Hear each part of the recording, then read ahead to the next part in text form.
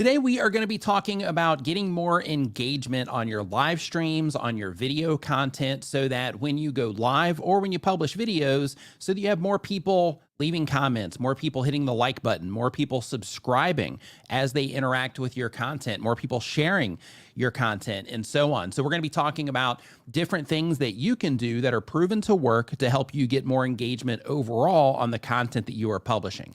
Once this is all finished and once we get through the material, then we're going to be doing a Q&A, and that's what today's stream is all about. So let's go ahead and get into it. So the very first thing that you want to make sure that you are doing when you are trying to generate more engagement, especially when it comes to live streams, is you want to make sure that you are asking questions. When you ask questions, it gives people something that they can respond to without having to put a lot of energy into it. So for example, if we were to apply this to videos when somebody's watching on the replay or something like that, or just in live streams, you know, for the people that are here now, if I were to ask you, hey, leave a comment, then what happens in that particular moment is you're like, okay, well, what do I leave a comment about? What should I say? How should I interact here? But if I ask a question, then it becomes super easy to leave a comment because then all you have to do is answer the question. So because of that, when you are asking people questions, that by itself can cause some interaction with your live stream. Carlos Tacos, what's going on? Angry Al Outdoors, nice to see you in here. Target audience, hope you're doing great. But basically, when it comes to the questions, they can be anything that will get people to respond. So for example, it can be something about your industry. It can be something that is current events. So if you don't keep up on current events or anything like that, then in that particular case, you can use trends.google.com, or you can hop on Google and just type in Google Trends. And then you're going to have a site pop up that's going to let you know what is trending in the world at that moment in time, or what is trending in any particular location at that point in time. So for example, if you had it set to the United States or to the UK or to wherever it is that you're from, then in that particular case, that could be some talking points that you could have or some conversation pieces that you have for your live stream when it comes to questions. But the thing is you want to ask people about their opinions on those things. So for example, the Grand Theft Auto trailer came out today, or last night, technically, depending on your time zone. So because of that, you know, one of the things that I could do here for the people that are hanging out is I could say, hey, you know, what are your thoughts on the Grand Theft Auto trailer? Because last time I checked, I think it had like 42 million views on it, which is absolutely insane. I think it was in 17 or 6 hours or 17 hours, something like that. They're like 42 million views on that particular piece of content. So that would be something to ask a question about, as long as that particular thing would be a good fit for your target audience. But you can use Google Trends to find things that are current. In addition to that, anything related to pop culture, music, food, the whole idea is that you are asking questions about things that a large number of your viewers are going to be able to relate to and then therefore respond. But let's get into some other things that you could do around the questions. I'm going to give you some very specific questions that you can ask when you are interacting with people in your live streams. And this also can apply, some of these can apply to video content as well. So if you only make videos, then in that particular case, some of this is going to apply to you too. If you do videos and live streams, you can use this in both places. And if you're a live streamer only, then in that particular case, obviously you're going to be able to use this in your live streams. So the very first one, of course, and you see a lot of live streamers do this all over the internet. It doesn't matter if they're on TikTok, if they're on YouTube, if they're on Facebook, LinkedIn, wherever it is they're streaming, people will ask to say where you are from. So when you're hanging out in a live stream, the question is, where are you watching from? And then what happens there is that will get people in the chat responding with where it is that they're watching from. So for example, for the people that are here now, let me know in the chat where it is that you're watching from, just so we can see this in action and put it into example here. In addition to that, we also have, you know, what are you hoping to learn today? If you are somebody that teaches anybody things, or if you're somebody that is taking somebody on a journey with you, just ask them, you know, what is it that you're wanting to learn today? Or what is it you're hoping to get out of this experience while we're hanging out today? In addition to that, you can ask who was there for last week's stream, right? Because the whole thing is you're just trying to get that activity going, right? So far already, just from that example, so we've got, you know, Ohio from V's Place, and this is in reference to the question on where you're watching from. We've got Earth for Us Plus Dad. We've got Florida. We've got Ohio for target audience. That's pretty cool. We've got Scotland, Bay Area, California, Minnesota, Melbourne. We've got Georgia, and we've got England, UK. So those are some of the responses that came in from asking that question, so you can see it in action. In addition to that, asking people just general questions. Would you rather have 1 million subscribers, or would you rather have $1 million, right? Those types of things, which has a pretty obvious one to me. But the idea is that, you ask these questions that will prompt people to easily answer those questions. Hey, we got a Texan in the house. What's going on? I was in Texas for Vid Summit at the beginning of October. But another question, which is really easy, and it doesn't have to, be focused in any direction, is as the stream is getting started, simply asking the people after you do your shout outs, after you recognize people when they come into the stream, ask people if they're ready to get started. And I know that sounds like a really trivial thing, but this is the steps, right? In terms of generating that engagement, is you start with simple things so that people can just engage in a simple way and start interacting with you. Next, we have the other two that I have on this particular list is, are you ready to move on to the next part, right? For if you're playing games and people are hanging out in your streams, if you're teaching people things, they're hanging out in your streams, if you're cooking and people are hanging out in your streams, whatever it is that you're doing, if people are hanging out in your streams, just asking them, hey, you're ready to move on to the next part. You're ready to move on to the next thing. You're ready to get to this next level, whatever the thing is. But asking those type of questions will get people engaged. Before we move on, does anybody have any thoughts or questions about what we just discussed is another thing that you can say. In addition to that, asking for engagement specifically is extremely effective in getting engagement. It's also effective in any type of marketing that you're going to do as well. That's why websites always have click here buttons. That's why at the end of any sales message, there's usually a call to action, which tells people the next step to take. So when it comes to live streaming or your video content, when you directly ask people to subscribe, to like, to comment, and I'm going to get into more detail about that one again for those of you that have just joined. But when you specifically tell people to take those actions, some people will take those actions and get the ball rolling for you. So another thing that you can do when you're asking for engagement, and this is calling out specific people, this one, is you can say, hey, if you're new here, just put new in the comments, and then, that way we can say hi. And by doing that, anybody that is new into your live stream, that gives them a moment to be like, hey, I'm new here, right? And then that gives you a moment to connect with them as well, so that one, they can be acknowledged, and two, they can feel seen. Three, so that, as you are progressing along in your journey, if they like your content, like what it is that you do, then they might, come in and hang out, in future live streams as well, because they feel welcome there. Okay. Next, when you are cruising through your content and you are asking for comments, this is the thing that I wanted to recap real quick because I mentioned this at the beginning. If you want people to comment, instead of telling them just to comment, ask them a question that they can answer in the comments. If you do that in video content, or if you do that in live stream content and you do it in a place where people are watching, then you will get more comments because people will answer those questions. In addition to that, you can ask people, hey, if you agree with whatever it was that you just said, give me a thumbs up or give me a like. If you are teaching people something, you can say, hey, if that makes sense, give me a thumbs up. And you can use that as a way to generate more likes in your videos and to generate that kind of, activity or that type of engagement. Same thing, even if you are playing a game or something like that, you'd be like, oh man, that was close. Or, hey, if you think, if you thought that was a close call, hit the like button, right? If you would have, dropped in here too, hit the like button, those sorts of things. In addition to that, as a quick bonus tip, if you are somebody that is also trying to get people from your live stream to go and follow you on your social media accounts and all that, in that particular thing, asking people how many people are on that platform, and then say me in the chat if you are somebody that uses Twitter, right, as an example. And then for the people that say me in the chat, you can use that as an opportunity to say, hey, next time you're on there, make sure you follow me as well. So then you get that instant engagement, and then you also take that moment to spread awareness about your other social media accounts as well, which is a win. Next, you want to make sure that you acknowledge viewers by name when possible, like Doug Houston, YT. He's in the house right now. We got It's the Internet Bruh in the house also. We got Vay's Place in the house. We got Tea Time with Bunky, Unbiased LLC, just as a few examples there. We got Abby from Nebraska. We've got Dream Builders 21. We got Jerry Papandrea in the house. But the idea is acknowledging people by their names.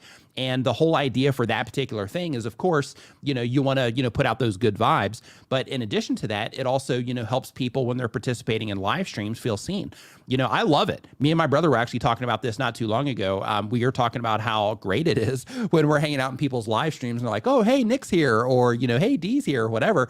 Like, it's just when, people give that recognition regardless, it's cool, right? So because of that, those types of things can also, just help people be like, oh, hey, and, that sort of thing in the comments, which will help you generate more engagement.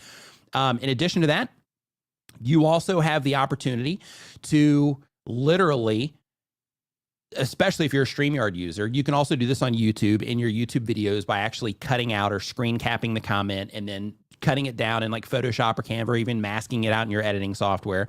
But you can also pin comments onto the screen. And when you do those sorts of things, that gives you the opportunity to highlight a viewer comment. And then some viewers that are lurking, they might see that and be like, oh, I wonder if they'll put my comment on the screen. And then they'll, engage from there. In addition to that, you want to also invite lurkers to participate, right? So for example, right now in this stream, we have 38.2% of the people that are hanging out in this live stream right now are lurkers, according to this tool that I'm using. So if you are lurking, right now would be a fantastic time to just lean up for a second and just say, hey, or just hit the thumbs up button if you are enjoying the stream, just as a way to just, this is my feedback mechanism to let me know that you're enjoying, what it is that we are doing here today. But basically, some people just like to watch and enjoy what it is that you're doing. If it's a piece of video content, if it's a live stream, and when you invite people to engage and to participate that normally are not participating, then it gives them the opportunity to be like, oh yeah, you know what? Yeah, I will just reach in and hit the like button, or yeah, I will reach in and say hi. So when you open the opportunity, then some people will come in and they will, engage with what it is that you're doing in that regard as well. Home Rapid Repair says lurking. Tea Time with Bunky says hey. Dance Party Com says hey as well. Next, use overlays. So when it comes to asking people to subscribe, asking people to comment, those sorts of things, overlays can also be effective for that. Now, keep in mind, when it comes to live streams specifically, you have people that watch the stream, and then you also have people that listen to the stream. So the people that listen to the stream, they're going to hear the verbal things that you do when you're inviting people to like, or you're inviting people to comment, that sort of thing. But the people that are the people that are watching them, they will see things that you put on the screen. So for example, inside of StreamYard, you can do some really cool stuff where, let me just do these as an example, where you can just put up a little notice and it says, this particular one says, for helpful stuff, it's in the description, but you can put up anything. Like here's a new here one, right? And with things like this, you can use these to invite people to engage without you having to verbally or audibly interrupt your live stream as well, which is pretty cool. So, using overlays is a great way to do it. You can use overlays to remind them to like.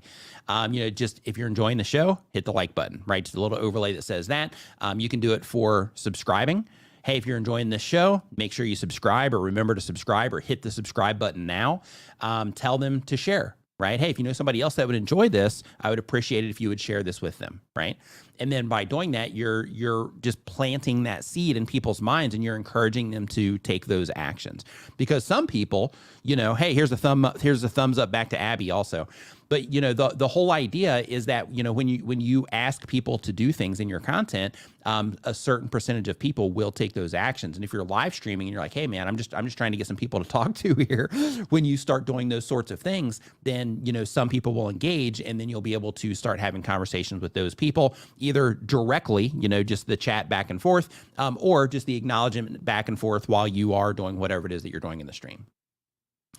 Other things that you can do, is you can also get your viewers involved. So when it comes to getting more engagement by getting your viewers involved, here's some things that we've done in the past that have been extremely effective. We were just talking about starting up some of this stuff again because it's super fun. It adds to the whole community aspect of what it is that you're doing. It's fun for other people to share as well. So one thing that we used to do is we used to invite people to share photos of where it is that they're watching from on social media and to tag us. And one of the cool things on our side is that we got to see like, hey, this person's watching this in their living room. This person's watching this on a computer. This person's watching this while sipping tea on their balcony. It just kind of gives you like all these cool perspectives of your viewers and, the types of lives that they are, the places that they're participating, I should say, from, which is really cool. But, that sort of thing is cool. Also, other things that we're getting ready to start doing as well in terms of getting the community involved with our live streams is we are going to start a thing to where we are going to start doing a community spotlight. And for those of you that are here, just as a heads up, if you are in the Nimminati, when we do our live streams, just as a heads up, if you are crossing a milestone, this applies to you effective immediately. But you're getting like an early bird thing here. But basically, what we're going to start doing is if you share a TubeBuddy or a Tube Spanner milestone and you tag us, either my brother, myself, or both of us, and you tag us for that milestone, we are going to start having a community spotlight section of our live stream, probably multiples throughout the stream. So, doing that sort of thing also is a good way to get people more engaged overall with what it is that you're doing, because then you're directly interacting back and forth. And it's like, oh, hey, this person shared this milestone, and you're giving them that opportunity to, celebrate their wins for what it is that they're doing. Now, I know that not all content types support that, and that very specific thing is specific to what it is that I do. I understand that. But thinking of those types of things that you can do with your live stream just to make it a little bit more fun and a little bit more interactive with everybody that's watching your stream can be something that you can do as well. In addition to that, if you have people commenting, it can either be a comment from your live stream, it can be a comment from anything it is that you are doing. It can be a tweet of the week, it can be of the day, depending on how much you stream. It can be a tweet, it can be a comment on your YouTube videos, it can be a Facebook comment, it can be a comment directly out of your live stream, whatever it is. But the idea is to have that interaction with the people that are, interacting with your live stream and, be like, hey, this is our, comment of the week or whatever. And then by doing that, that gives people the opportunity to also be showcased in your live stream as well, which then will also get people engaging with you, not just on your live stream specifically, but also on other social media platforms as well. And this is a way to start building up your community over time through that interaction. Next is interactive games. So again, this particular one is also, content dependent, but you see here on the StreamYard channel is a great example of this. My brother D and Daniel Batal, they have a stream coming up this Saturday, and it's a game show. And with that particular thing, the value that they provide is they give people feedback on what it is that they're doing with their live streams and with their YouTube channels. And with that particular live stream, they've turned it into a game show. But the whole thing is they use StreamYard's giveaway tool. Actually, with that particular one, they don't use that. That's another thing that you can do, by the way. But with their game show, they use a tool that shows like a spin wheel, and then they basically predetermine the things that are out on the spin wheel, and then they use the giveaway tool in order to figure out the person that's going to win it. And then once the person wins it, then they spin that wheel, and then once they spin the wheel, it's going to land on something. Well, sometimes that thing is looking at somebody's channel art or looking at somebody's thumbnails or something like that. But as soon as they're like, okay, here comes the next one, the chat just lights up because everybody wants some feedback on what it is that they're doing. So thinking of how you can apply that to what it is that you're doing. So for example, let's say that your live streams are about your business. Then in that particular case, having people send, like let's say you're a landscaper, right? You do live streams about that. Then having people send you photos of their, current yard work or whatever. And then if they get chosen, maybe you could pull that up and then give them tips on, different things that they could do to improve their lawns as an example. And that could be a themed live stream that you do every so often that then would, generate that, additional engagement. In addition to that, You can also have interactive segments, like Q&As. So, with Q&As, that's pretty much what I do, a live stream every Saturday. And it's about 3 hours long, and almost the entire thing is Q&A, with the exception of the banter that my brother and I have back and forth. And with those Q&As, those also generate a lot of engagement. And over time, as people see the value of that stream, you have people that come into the stream, they participate in the stream for the questions being answered, but they also come back in for the community once your community builds up, which is cool too, which is also part of that engagement. Because if you can use some of these things to build up your community, then you're also going to have more people coming into the live stream that'll be like, oh, hey, this seems like a cool place. And some of those people will come back and hang out in your streams on a regular basis. Yeah, some of the feedback here says, yeah, love the game show, packed with so much value. Hey, what's up, Melanie? Nice to see you in here. Hope you're doing great. But the idea when it comes to, generating more engagement on what it is that you're doing is to think about, okay, like this is what it is that I offer. These are the types of people that I'm targeting with my content, or the people that are hanging out in my live stream. So what types of things can I do with them in order to help generate some of that engagement? So when it comes to getting that engagement, that is, in a nutshell, that's basically the content today. But what I want to do right now is I actually want to workshop this with you guys as well. And I'm doing it to generate more engagement, but also to help you with this stuff. So if you are a live streamer, and you are like, hey, what could I do with my type of content to, get people to engage more? Here's what I want you to do. So put a Q in front of your statement, and then put the type of content that you make. And then we will just have, a general, brainstorm here and see if we can come up with any ideas to help you come up with something where, you can, do something fun with your viewers to get more engagement. So for example, we've got Jerry Popandry. He says, this week I'm testing a live format about the worst foods I've eaten. I plan on expanding that with viewer submissions via social media in the future. Yeah, we'll start with Jerry with that one. And he wasn't asking for the feedback, but I think that's a great idea. But in his particular case, when he is, getting those viewer submissions, then he can also, in addition to the food that he's sharing, the plan there is he's going to take some of those, as long as I'm understanding this, Jerry, he's going to take some of those, images that he gets, and then he's going to show them on the screen, and they're going to talk about, that particular viewer, they submitted that, and, this was their experience with that, which is going to be, a really fun thing with that as well. Other things he could do in his particular case is they could also talk about, expensive foods and cheap foods, and, or have arguments about, in polls about, the best food in the country, and, those sorts of things, or the best food in the city, those types of things as well. So let's see, I'm a professional. So Spatya says, I'm a professional producer, editor. I would like to teach my secrets on a channel, but also my 3 clients are some of my subscribers. Should I do it on some channel? So if you have clients, if you're a video editor and you have clients, if you're a video producer and an editor and you have clients that are watching your channel, that's perfectly fine. When you are doing any type of content on your channel, and it is something that, adds value to the people that you are already serving, in that particular case, you're not doing anything wrong or anything like that. It just gives you the opportunity to possibly serve them more while you're live as well. So I would just go ahead and do it on that same channel, as long as, the people that are subscribed to that channel are going, like your clients, right? So if you're going to be talking about, video editing and video production and all of that, your clients hire you because they want that information directly from you.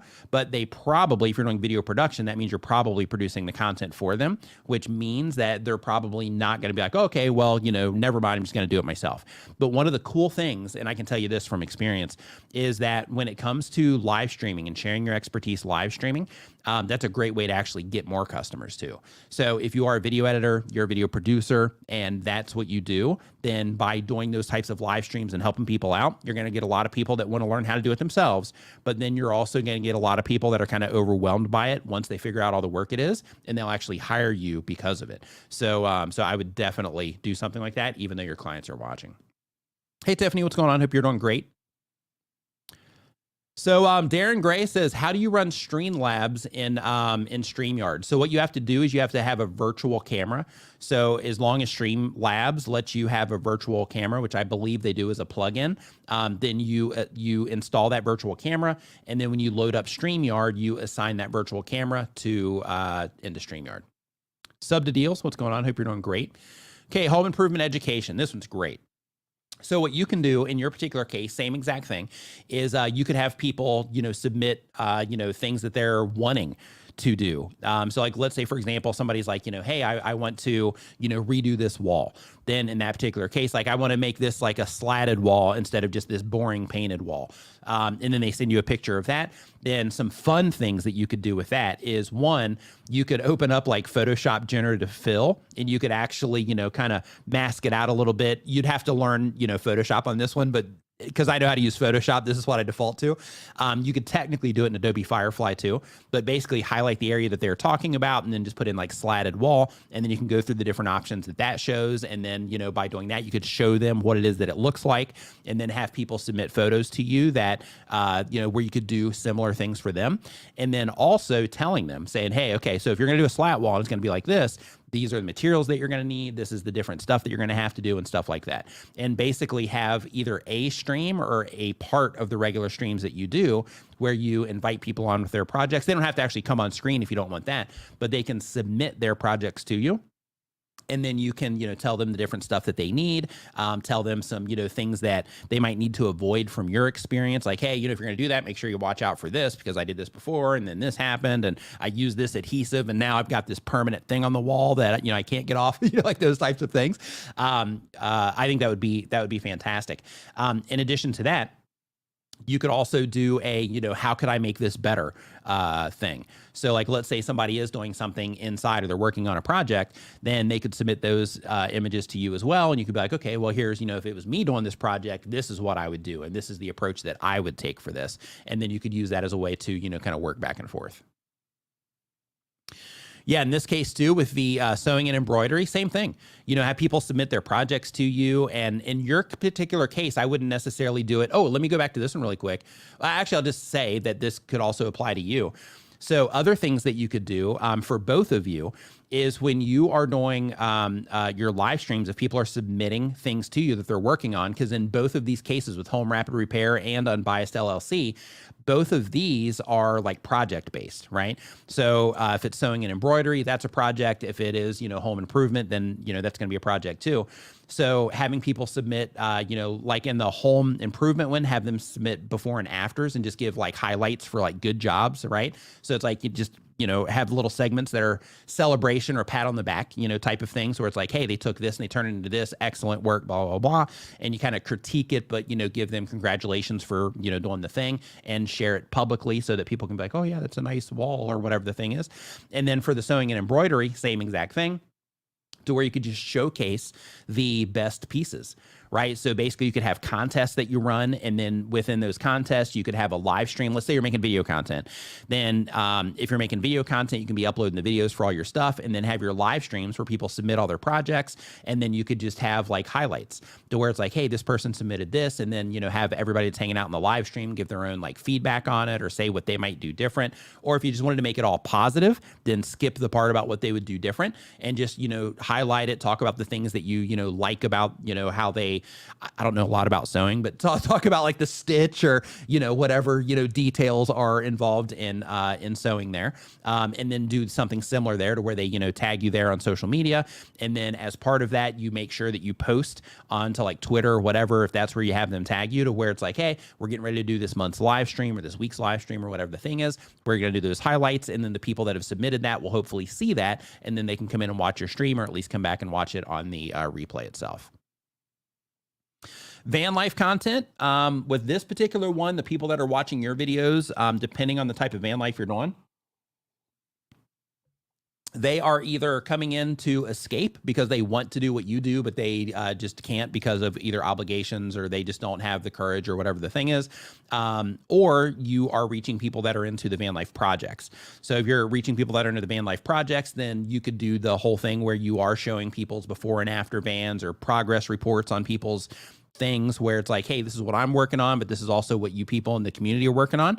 And, showing that stuff is kind of an evolution, like, oh, hey, Rob, has now put, the insulation in his van. So, this is what that looks like for anybody that is, working on that particular part of the process. This is kind of the stuff that you're going to go into. Rob or Ron, I can't remember which one I said, could you tell us in the comments, any headaches that you ran into, that type of thing for everybody else that's going through that. And then, through that side of things, then, you'd be able to help other people avoid mistakes and then also see a bunch of different, progress pics from your community. In addition to that, if you are doing the other side where people are kind of escaping through you, that one, I would just go live on location and I would just, show them around and I would interact and I'd be like, yeah, here's the van, here's where we are in this particular location. We are, you got to be careful with this though, for safety reasons. But if you are someplace like a beach, for example, where it's not super clear where you're at, you wouldn't want to do it if you're like in a parking lot somewhere. But if you're in, like a cool spot, you could be like, hey, this is our live stream. We got this awesome view here. Here's the van. Do you have any questions about what's going on in the van? So on. That one's a little more challenging if they're a viewer, but you can definitely do it. You can even do fun things, like, where would you like us to go next? And, those sorts of things, if you were willing to take the suggestions. Hey, if you're going to be drawn on the screen, Jerry, TubeSpanner just released some tools to help you draw on the screen. So basically it includes like Page Marker, the magnifier. You can draw like squares and circles and highlight stuff. And yeah, it's pretty awesome. Let's see here. So automotive, it's a model I work with. Can you have any ideas for videos? So when it comes to videos, the thing that I would do there is I would just look around and see what people are interested in. Because when it comes to videos, I mean, it depends on your approach. If you're just sharing your passion and that's what it is that you're wanting to do, then work on what it is that you want to work on. And then from there, have your videos about either the progress or before and after, right? Like, so I got this kit and then we're going to build this kit. And then the whole content would be, about you building that kit. But when it comes to the live stream, that would be one where you'd be able to, have people submit things to you as well, submit the cars that they built, the model cars that they built and those sorts of things as well.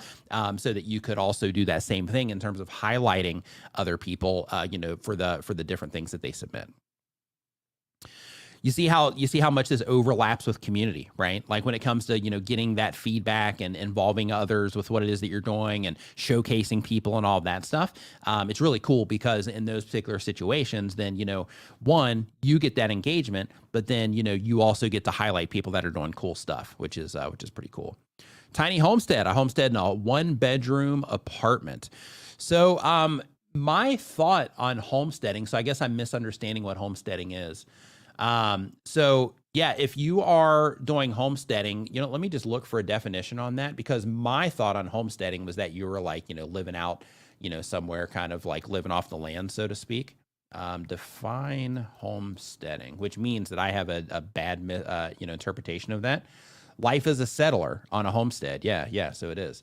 Yeah. So if you're doing that in an apartment, then in that particular case, for other people that are wanting to do the same thing, if you are, like canning your food and doing any other type of, homesteading type of things within that apartment, then if that is a thing and a lot of people are doing that, then, having people show their setups and having, workshop things to where you basically help people with their situation and be like, okay, what do you have to work with? Are you familiar with these particular things? And then helping people get together, like laundry lists, so to speak, of, all the different things that they need in order to, do homesteading within their place. And you can kind of workshop that back and forth with people too, which is cool. Let's see here. So, Better Body Crew says, what's the tool that you use that shows the percentage of lurkers? So, this tool isn't publicly available yet. It's like a stats tool for live streams. It's like a stats and kind of like a management tool, for live streams. So it's not like something that you stream with. It's just something that you get, data from, like the lurker percentage, for example, and I'm not allowed to share it, publicly yet. Yeah, like that sort of thing, right? Like that's a really cool thing. And there's a lot of people that want to do it as well.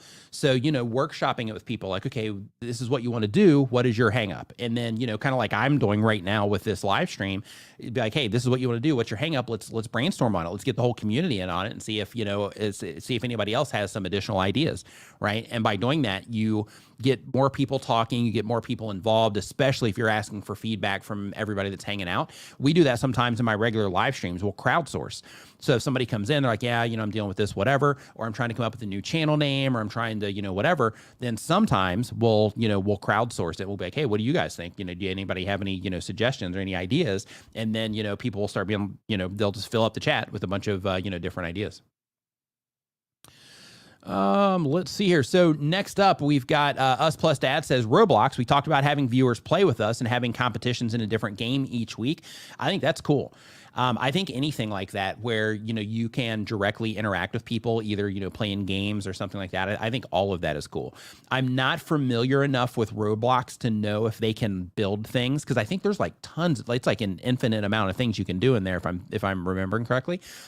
If it is, then in that particular case, anything that people build or anything that people do in there that might be something unique that you would be able to showcase in addition to playing with them and all of that. Absolutely. Other things that you could do too is if you did have the competitions, having like leaderboards and, stuff like that, and having, maybe your community feed on your YouTube channel to where you have like a weekly update of kind of who's leading the pack. If you are able to keep score, that sort of thing might be cool in terms of just community engagement to get people involved. This is fun. I like doing this. This is good. See, I do live cooking, usually grilling or barbecue, as well as I have weekly videos. Would love to grow my lives. So when it comes to growing your lives, a couple things to think about. One, you want to schedule your live streams in advance. Like this one, I scheduled it like 2 hours. I scheduled this one way later than I should have. Scheduled it 2 hours in advance. I didn't drop it in the StreamYard community group. I just shared it in my community feed, I think like an hour ago. So you want to make sure you schedule your live streams in advance. In addition to that, you want to make sure that topically it's clear what it is that you're going to do. A lot of people will optimize a live stream and it'll be like, hey, like our barbecue hangout or the grilling dude hangout or, something like that. Even, with my live stream that I have, Nimin Live, like we don't talk about that in the title. Instead, the title is about something that would help somebody that's not already familiar with the stream have a good understanding of what it is that the stream is about, right? So because of that, those are the types of things that you want to do. You want to schedule it in advance. If you have the option, so I'm not sure if you are, you're coming over from YouTube here, but I'm not sure if you are, putting your streams up on YouTube or Facebook, or if you're putting them up everywhere. But on YouTube specifically, if you are streaming there as one of your locations, you can add a live stream trailer to your stream. So if you want to get more viewers there also, if you optimize your packaging in terms of your thumbnail and title to help them identify that it's something they care about, like food in your case, then do that. But then if you upload a trailer for that particular live stream, it doesn't have to be anything fancy. It can just be you sitting there talking like I am right now, but you just tell people, hey, I invite you to come to my live stream. This is what we're going to be doing, blah, blah, blah. And then just make it short and sweet. And then that way, when they come into your live stream, they're going to get information directly from you of what's going to be happening in the stream instead of just getting an image. And if they just get the image, the only context that they're going to have is the thumbnail and title. But if you have a video as the trailer, then that gives them a lot more information about what could be, coming up in the stream. Let's see here. Yep, absolutely. Yeah, Melanie says showcasing your audience's comments for their own work will also encourage other viewers to engage more. Yeah, it was interesting. Like another thing that we used to do as well when that would happen is when people would do that and they would share the pictures, my brother would actually pull them up on screen too. So, like while we were there, while we were live, D would be pulling them up. So basically somebody would submit like an image of where it was that they were watching from, and then D would grab a few of them and just pull them up and, share the screen and just show them right there on the screen so people could see in real time. And then of course, other people would also go over and start doing the same thing. Let's see here. Not sure what Free Raven is. So why don't the thumbs up, confetti, and fireworks not work on computers, but does on the phone? So those are Apple things. I don't think StreamYard has them engaged. But yeah, so basically, if you are on a phone, if you're on an iPhone, that is built in. I had to learn that one from Doug, actually, because I was on a live stream here, and I had just gotten the Mac Studio that I have back there in my other station back there. And I was, just moving my hands around, and then all this stuff started happening on the screen, and I thought it was a StreamYard thing. But I later found out that it was an Apple thing. So on FaceTime or anything on your phone, if you have an Apple device, you can do those gestures, but on the computer, you have to you'll have to turn it on or off, and then on the phone, you'll also need to turn it on and off. Let's see here. So next up, nice. Melanie has a secret mission to help people do live cooking shows. Absolutely love it. Let's see here. What's going on, Chicago Rusty? Hope that you are doing fantastic. Nice to see you in here. So Spatcha says, as streamers, content creators, we get a lot of negativeness from people that we would make it. What advice would you give for us to stay motivated? That's a really good question. So, and just a heads up too, while we're working on this, the floor is also open. Like if you have a question about anything related to YouTube or live streaming, just put a Q in front of it so that I know that it's a question and not a side conversation in the chat, and I'll answer as many of those as I can. But in terms of just negativity and people just, coming into your live streams and trolling, or people just being negative or whatever the thing is, for people like that, I'm a big fan of just blocking people. Because, if they're there to participate, then they're going to be there to participate, and they're going to act like it. If they're there to derail things, and they're there to, pull attention to themselves, or they're there to, just disrupt things, then in that particular case, they're not there for the right reason. So in that case, like I have a very heavy hand when it comes to banning people. So you have that. So you can directly ban people from your live streams and from your YouTube channel, to where, let's say somebody leaves a horrible comment, or just a comment to where you're like, you know what, that was just unnecessary. Then what you can do is you can, for every comment on YouTube, you can see this on your phone and you can see it on computers, is there's a 3-dot menu to the right of every comment. If you click on that, you're going to have the option to ban the user from the channel. So if you're in a live stream, you can time them out for a period of time. But if you're in a piece, or ban them, but if you're in a piece of video content, then you can entirely ban them from the channel. Now, the cool thing about that is that person, if they chose to, they could still interact with your content. They could still leave you comments, that sort of thing. However, since you ban them from the channel, what's going to happen is any comment that they leave, nobody's going to see it. The only people that see it is going to be them. So they can sit there and say whatever it is that they want, and those comments are not going to show up. Another thing that you can do is inside of your YouTube settings. Now I can't, I'm not sure if like Facebook has this, or, other places where you stream, but when it comes to YouTube specifically, if you go into your settings, they have an option for blocked words. So if you have people that are commonly trolling you, or giving you a hard time, or just being negative about, very specific things, then you can put keywords in there. And then if somebody says one of those keywords or phrases, then YouTube's going to automatically grab that comment, remove it from public view, and then it's going to put it into a held for review area in the back end of your YouTube channel. And then from there, you can go in, you can be like, hey, if you want to look at them, you can, or you can just let them go there. And then they all go away after, I believe it's 60 days. So you don't even have to look at that area. I don't. Like if a comment hits one of those trigger words and goes in that area, it's fine. That's kind of how it goes. But you get a ton of characters that you can put into that particular area. So definitely start using that if you are, if you are getting any problems from your live streams or your video content. Let's see here. Square Table Degenerates, what's going on, man? Hope you're doing great. Live cooking seems like a lot of pressure. It does. Add a pressure cooker to it. See what you got. How about just staying motivated in general? So when it comes to staying motivated in general, so this is a good question, because I've been doing this for over 9 years now. So I'm rolling up on a decade of being a content creator. And when it comes to being motivated, I have found personally, because I've went through, a lot of roller coaster, rides. But for me, the thing that has worked the best is just getting really strong reasons of why it is that I'm doing what it is that I'm doing. Having really strong reasons of that, and then having strong goals behind those reasons also. Because if you have those strong reasons that you're doing it, then you have the goals that you're trying to reach, those things push you through. At least they do for me. Because when you have the goal, that's one thing. But then when you know why you're after that goal or why it is that you're doing what you do, then that's a really good combination to make you do the thing all the time. So, there's definitely been times where, along this whole thing to where, I've burned out. There's been times where, like I just don't want to turn on stuff. Like that happens sometimes, like anyway. But I still try to, push through as much as I can. I was at one conference. It wasn't VidSummit this year. It was VidSummit last year.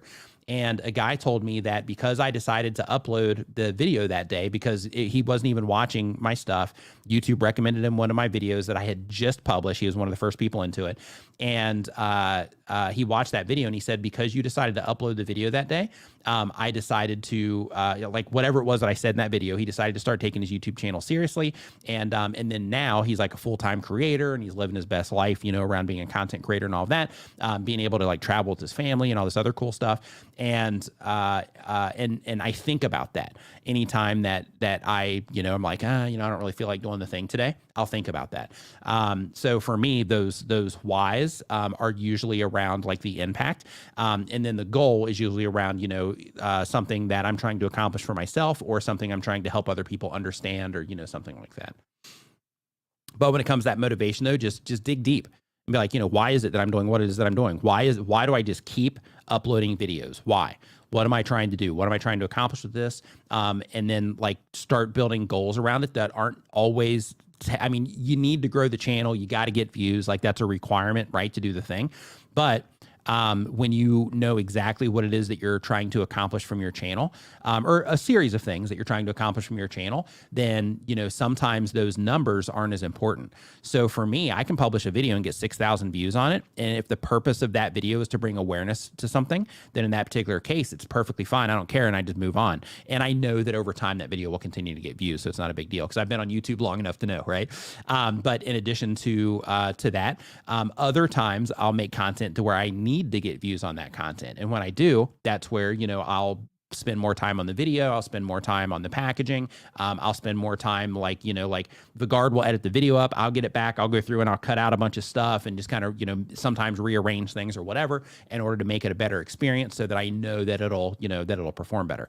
So when it comes to, those goals, it helps you like track the right stuff. So, sometimes it's a view count. Sometimes it's how many subscribers you generated. Sometimes it's how many people did I get to sign up for this thing. Other times it's like I had this obligation and now I've gotten that obligation clear. Sometimes it's like, hey, I'm trying to get some people to email me here and say that this was a big deal to them. Right. So it just kind of depends on, what it is that you're doing. But I would just dig deep and try to just really, define like why is it that you're publishing the videos that you're publishing? And also ask yourself these types of questions too, because yes, after you do it for a certain amount of time, that like you can still be excited about it, but then it's something that you do, right? So it's not that new, fresh thing anymore. So then because of that, you have to start leaning back on like, okay, so now this is just what I do. The newness and freshness is worn off. So what can I do to inspire myself? And that's where you start digging into, all right, let's set some goals so we can chase something. And then let's get a deep reason of, why it is that we're doing what it is that we're doing. Doesn't you have to be deep, just something that adds that clarity to you that will, that will help motivate you. Sometimes for some people that is like, that's where they'll start, taking their channels more seriously. For other people, they'll be like, for what it is that I'm doing now, I actually don't know, but I've got an idea for something else that I could do that I would be able to have a deeper reason or a deeper, meaning with. Vetti's Place says, how do you get the spinner that you talked about earlier? I'm not sure the specific tool they use for that, but they're going to be streaming this Saturday, I think around around 12 noon Eastern. So check into them and then they can probably tell you that. Have you ever done a video about all the equipment and tools in your studio that you're sitting in? I have not. I've never done a studio tour. So one thing that I'm in the process of doing right now is this place right now is in complete shambles. So, in order for this to to do this stream. I've like got a bunch of stuff piled up over here that you don't even see, but right now it's in shambles. I just changed my desk out. So I had, the top is the same, but now it's a sit stand desk. So I can kind of go back and forth because I get more energy when I'm streaming, when I'm standing up. But sometimes I need to sit down too. So because of that, I upgraded my desk. I upgraded like my stream deck. I'm moving my new Rodecaster over here. I'm just kind of getting this whole like setup together. Once I get everything together, I might do a tour. I'm not sure yet, but yeah, I've never done a video or a stream on all of the different stuff. But usually if somebody asks me when I'm streaming, then I'll just, I'll stop and I'll point out, whatever the thing is that they're asking questions about. Let's see here. Looking for any cues. If you got a cue,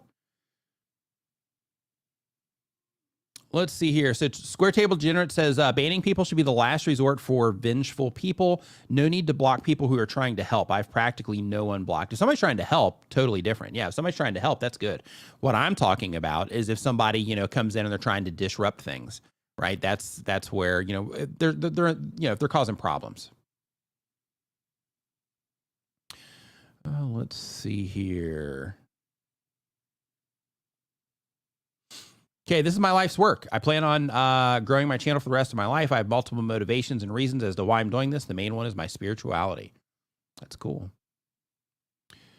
Yeah, inside of StreamYard, there's a screen share option. So you can just hit the present key and then pick whatever screen or window that you want to share, and you can share it. Yeah, this is also a good solution for the troll question that we had earlier, for putting their name in a Nightbot, and then that way it can kind of help moderate as well.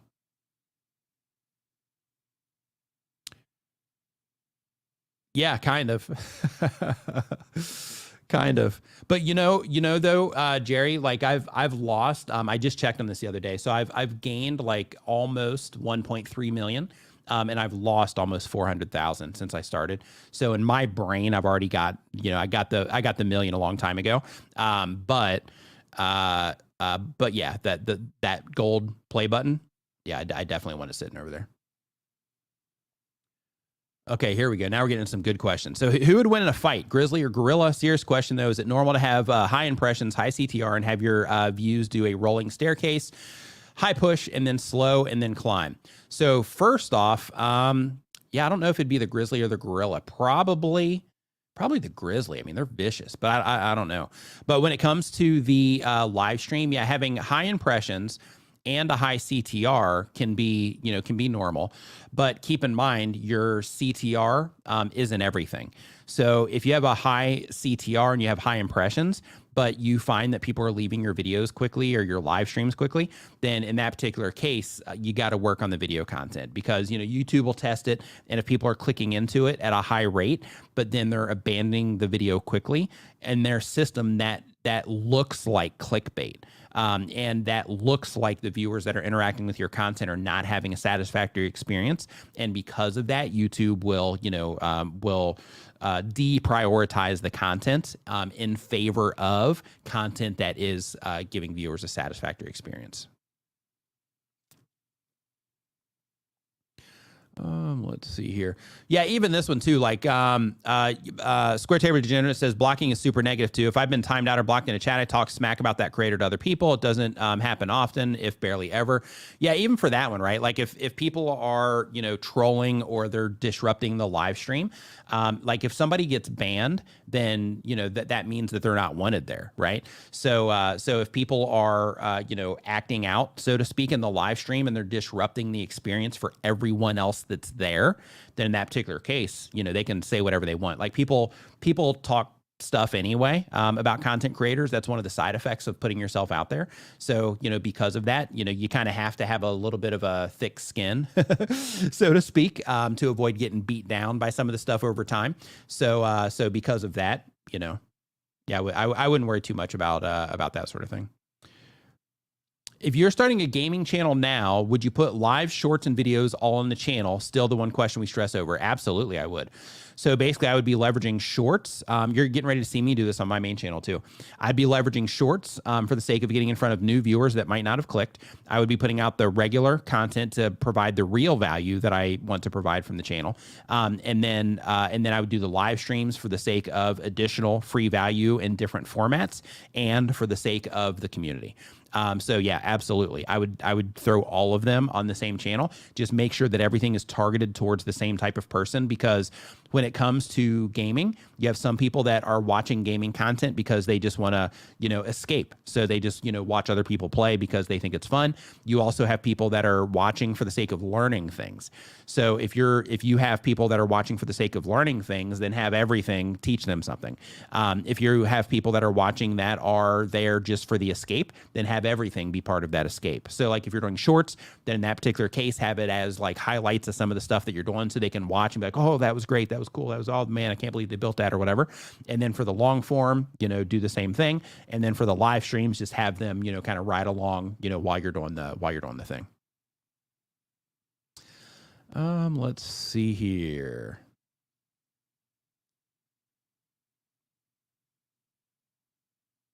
Melanie says, I'm casting my vote for Nick to do a studio tour. Hey, thanks for the kind words on the Setup Better Body crew.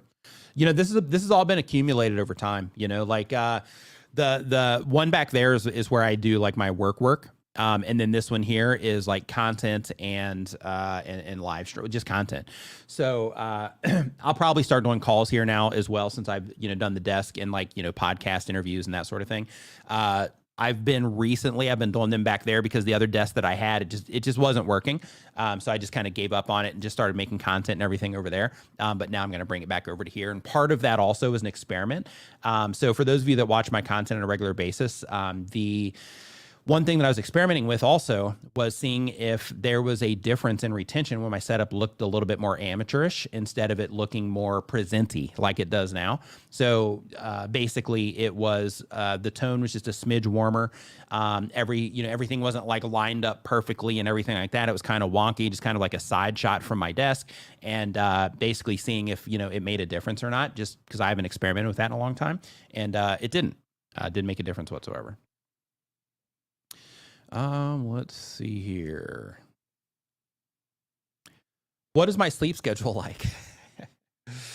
So one, I'm a big fan of just doing what it takes, right? So for example, I had a call with Opus Clip. They had a brand partner call because they sponsored the channel now.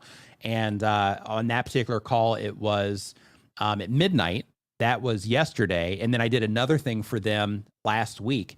It didn't even start until 2 a.m. local time, and I didn't finish until 3 a.m. But normally though, my hard cutoff is usually right around midnight here local time. But keep in mind, with that, like I don't start until like later in the evening anyway. So basically I'll start around like, 6 o'clock, maybe 7 o'clock, and then I'll wrap everything up around midnight. Sometimes if I'm aggressive, like I have been today, just getting in here, getting everything like set up and stuff, sometimes I'll just come in and, just sit here and work all day. But when it comes to sleeping, I usually stop at midnight and then like we'll shower and, do all the get ready for bed stuff. And then we'll play some games. We'll usually play Fortnite. And then after that, I've got like a projector. So in my bedroom, we've got a projector. I've got like a sound bar and a sub. I got like, audio in there too for movies, because I love movies. So I've got like a sound bar in there. I've got a subwoofer, and then I've got a projector that's on the floor that points up at the ceiling. So basically we just lay in bed and we look at the ceiling, and then we've got, all the sound and everything. So basically after we play games, we'll go in there and we'll watch Netflix or Apple TV or something. And then we'll shut everything down and go to sleep. And I can't recommend the projector on the ceiling enough, by the way. Let's see here. So next up,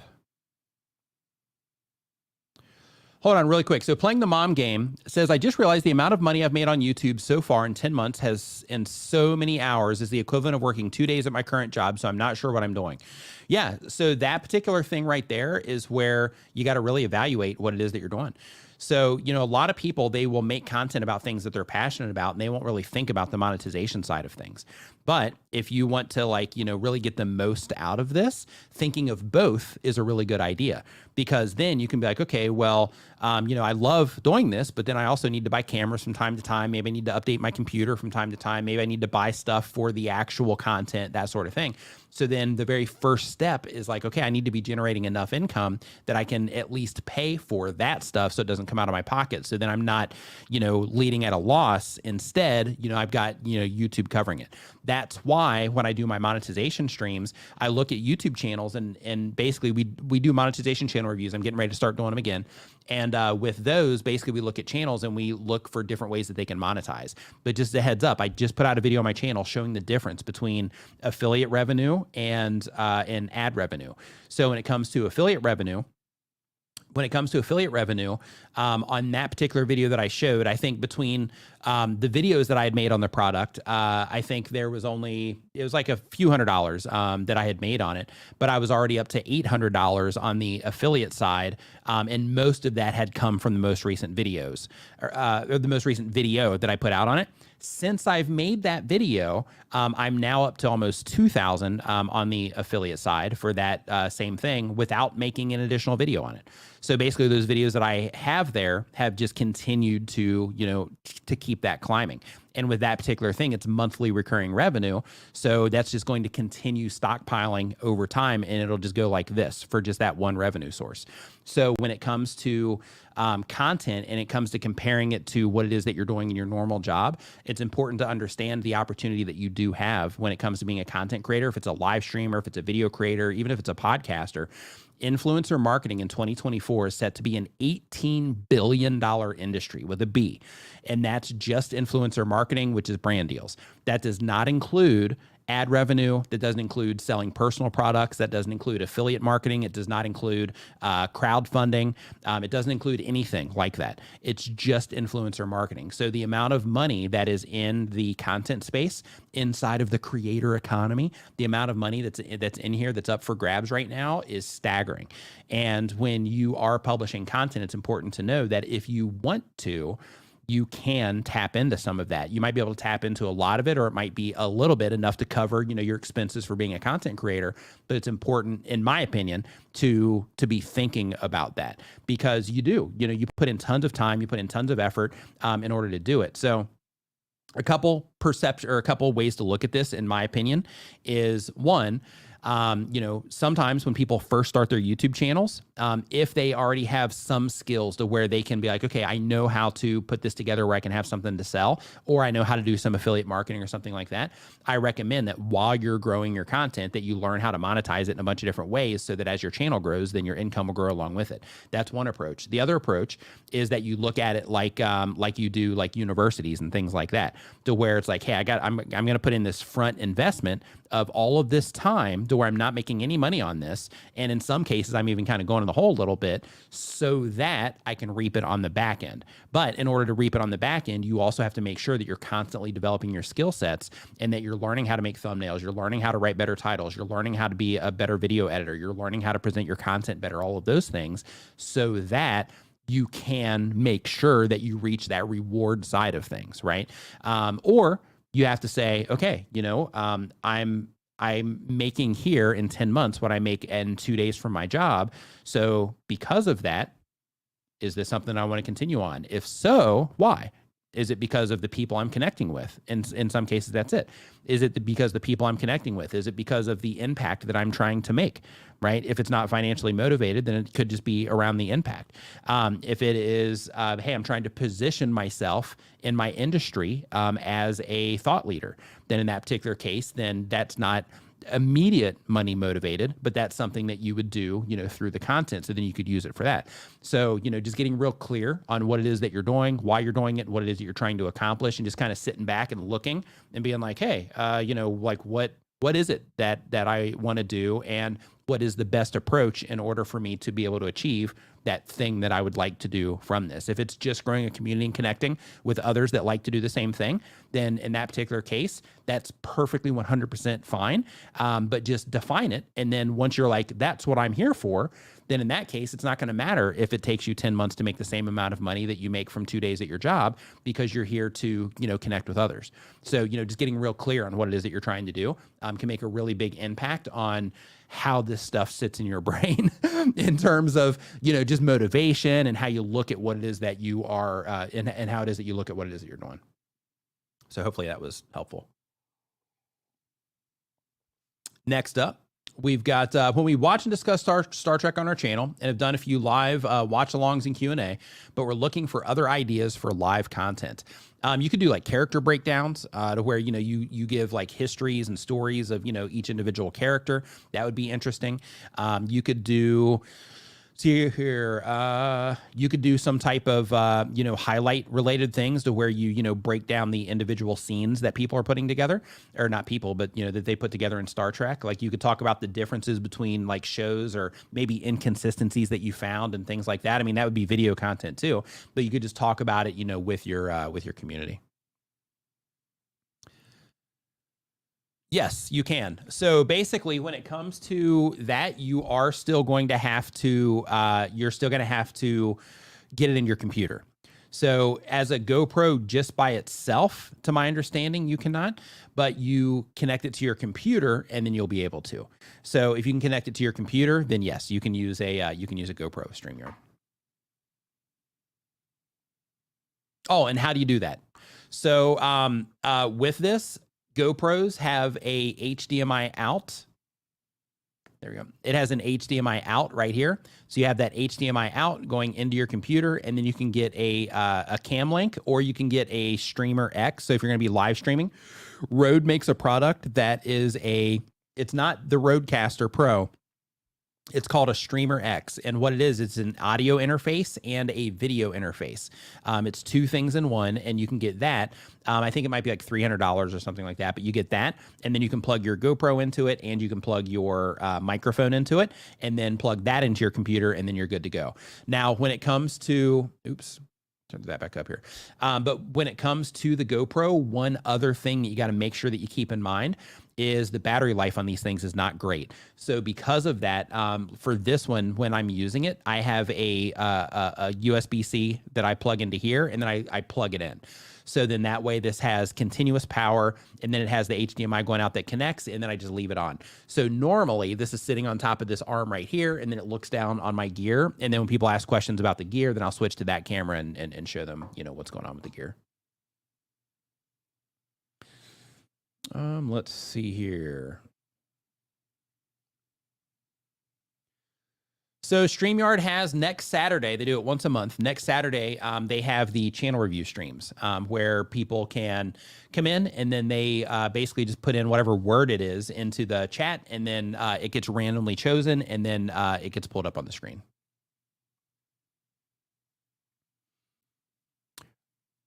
Let's see here.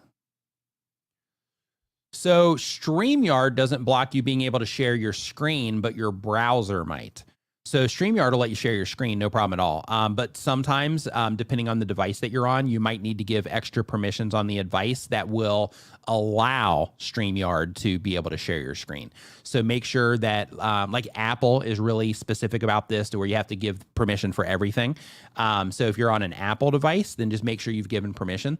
And in addition to that, just look in your browser settings and make sure that you've given StreamYard permission to show your screen, because that's a privacy thing. So because of that, browsers will block that sometimes, and you have to open it up through that. Yeah, absolutely. So when it comes to screen sharing to show your gaming, you can use StreamYard for that.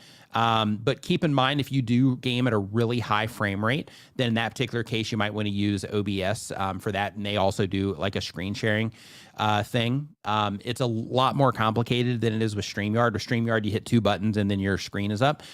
With that, you got tons of setup that you have to do. It's a pain. We used to use it until StreamYard came along, and then we just left OBS in the dust because StreamYard's so easy to use.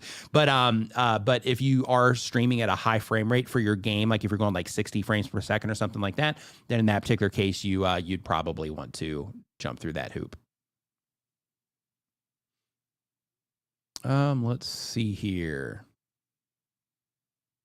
Oh, DMV MTB, congratulations. Says, thanks for the amazing tips and tricks. I'm monetized because of your great tips. I also started using StreamYard for my personal channel and my church because of you. That's fantastic. Love that.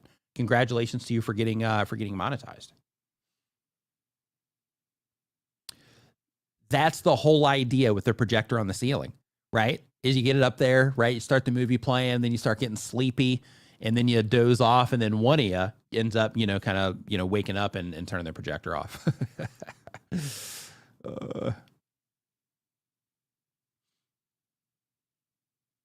Yeah, so you keep trying them. So like when it comes to, let me open up I'm just going to go to YouTube real quick, and I'm just going to see what it is that you're doing. Because sometimes, like either content dependent, or maybe like if being a content creator is something you've never done before, or the skills involved with content is something that you haven't done before, then that sort of thing can be a little bit challenging. And affiliate marketing isn't for all types of content, but it is for most. So let's see what you're doing. Pafford Homestead, chickens, live streams, fishing and camping, and more. Oh yeah, you're wide open for affiliate stuff. So basically, and just a heads up, you don't need to put the shorts hashtag in your titles either. But basically, when it comes to you showing people how to do stuff around your area, any of the stuff that you use, you can get affiliate links for that stuff. Walmart has an affiliate program. Best Buy has affiliate programs. Amazon has affiliate programs. If you go to Google right now and you type in, I'm just going to do it. You type in affiliate programs for homesteaders. Then right here, we've got Homesteaders of America has an affiliate program. Homestead Supplier has an affiliate program. A Modern Homestead has an affiliate program. Homestead Education has an affiliate program, and so on. So if you start there, you're going to see a lot of different options that you'll be able to, potentially send people to. But anything that you're talking about, if you show it in your content, you can mention that you have an affiliate link for it. But keep in mind, though, with what it is that you're doing, I would really focus more right now on learning the platform a little bit better, because like right now, for example, you have a video that you uploaded 2 hours ago. It is a horizontal video. It looks super fun because it's like a Christmas decorated truck. But basically, in this particular video right here, can I show this on screen? I can actually give you a lot of tips. If you can let me show this on screen really quick, I'll be able to really help you out here if you don't mind. So just give me that clearance really quick, Pafford Homestead, if you're still in here, and I'll actually help you out here a little bit. Yeah, so V's Place says, like in using Buy Me a Coffee. Yeah, those types of things are also good. They usually convert the least, because when it comes to affiliate-related things, or even your own personal products, if you make them, they are about the people that are watching your content. They're not about you, right? So basically, you show those things and you show how helpful they are, and then people are like, oh yeah, this is something I can use, and then they'll go and buy it. So it's about them instead of you. When it comes to the Buy Me a Coffee and things like that, if you offer something behind it, then it can still be about them. But in a lot of cases, creators will just put that down there in their description as like a tip jar, and then that makes it about the creator, right? Can you show GIFs during a live show? Check this out. If you look up in the top corner right up here, give me 1 second. I think I have one loaded. And bam, there you go, right up there. That's a GIF in a live show. Absolutely, you can. And here's another one. Not sure how this is going to work with the thing on the screen, but yeah, you can absolutely add those to live shows. Let's see here. So let me go back to here and then see if she's still in here. Okay, so she's not responding, so I'm gonna guess maybe she took off. But yeah, like yeah, there's definitely some things that need to be improved there, and I would work on the channel itself more at this point in time, because like you're uploading shorts into like the long form content area when they need to be in shorts. So I'm closing that. And excuse me. So next up, we've got, it's all right, I already closed it, so we can move on here. Okay, so Brooklyn Pete says, hello, I have TikTok Studio and I want to go live through StreamYard. Is that possible? So at this point in time, they cannot stream vertically. I know Instagram also just rolled out like horizontal live streams. So they might be able to go there through their RMTP server. But when it comes to streaming vertically, to my understanding, currently they don't have it, but it is something that they're working on that you should be able to do in the near future. Let's see here. Yeah, so then you wake up yourself and then you turn off the, you roll over and you're like, oh yeah, that's still on. And you reach over and turn it off. You might be able to put it on a timer too. So then it would turn off on itself. And if you can't put the projector itself on a timer, you might be able to plug it into a timer. And then that way you can just ensure that it'll shut off at a certain point. Is there a way to keep StreamYard from running hot? Turns the computer fan on every time. So I know that sometimes things can get stacked up if you have a bunch of browser windows open. When it comes to StreamYard specifically by itself, it's usually not that bad. But if you open up StreamYard plus a bunch of stuff, then that's where things start getting kind of heavy, because basically you have a certain amount of like memory in your browser. And if you have a bunch of different tabs open, then it starts eating up, it can start eating up like your RAM and all that stuff. So yeah, keep that in mind and just try to roll lean. Yes, the StreamYard duck, you can get that in the StreamYard merch store. So if you go to, this is Puddles, by the way, it has a name. So yeah, so this is Puddles. You can get Puddles in the StreamYard merch store. So if you just go to StreamYard.com/merch, maybe, you should find it there. Or if you just go into StreamYard.com, you should be able to find it there. But yeah, it's Puddles, super cute.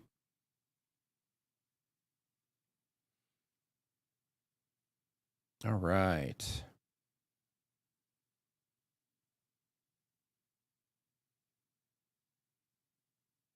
Okay. So on that note, I want to thank everybody for hanging out. If you are not familiar with StreamYard, StreamYard is the live streaming tool that I use to stream this today. It's also the live streaming tool that I use to stream on my main channel. I've got over 900,000 subscribers on my channel, and I trust StreamYard on that channel as well. And the reason I use it is because it's easy. They do all the heavy lifting for you in the cloud. So if your stream goes down or you have a technical problem or something like that, it holds the stream open for you for about 10 minutes. And then you can come back in on your phone while you're getting everything set back up and you're getting your internet connected again and all that stuff, which is pretty amazing. They also make it easy to add graphics to your screen, to share your screen, and all types of different features. And they're constantly working on making it better. So if you have not tried StreamYard yet and you're a live streamer, make sure that you check it out at StreamYard.com. Of course, there's links down in the description that will take you right there where you can give it a shot. And on that note, everybody have a fantastic rest of your week. Make sure you hit the like button on the way out if you enjoyed this stream, and I will see you next time.